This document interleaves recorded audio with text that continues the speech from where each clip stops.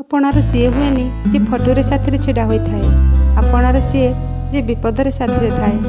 कहार सुंदर चेहरा देखी ता सहित बंधुता करे नाही। बंधुता करुच तो तार स्वभाव देखी कर।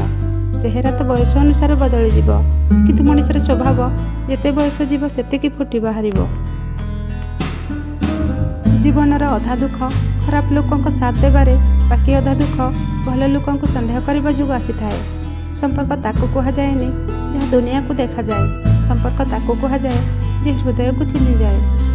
गोटे मिनिट भी लगभग संपर्क भांगवाकू आ गोटे संपर्क सजाड़वाकू सारा जीवन बीती जाए। संपर्क एमिति बनाओ जो झगड़ा कम आ बुझामणा बेसी थिबो। संपर्क ता सहित रख जे तुम चुप रहिबार कारण हसिबा पछर कष्ट और राग पछर भल पाइबा बुझिपारुथिबो। जीवन एमिति जीवा शिख। तुम का मुहरे हस थिबो, तुमको देखिकी नुह। तुम अनुपस्थिति क्या कंदाइब। तुम कहार कांदिबार कारण न हुआ।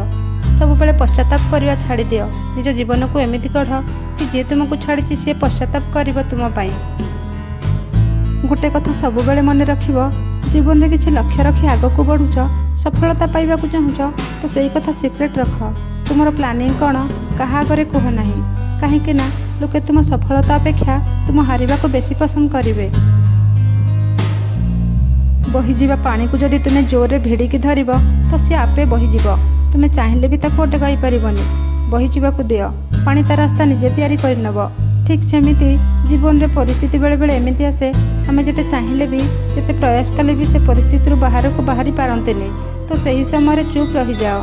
जेते बेले समय आसीबो तो सही परिस्थिति आपे आपे दूरे जीव आ तुम असुविधा भी दूरे जीव।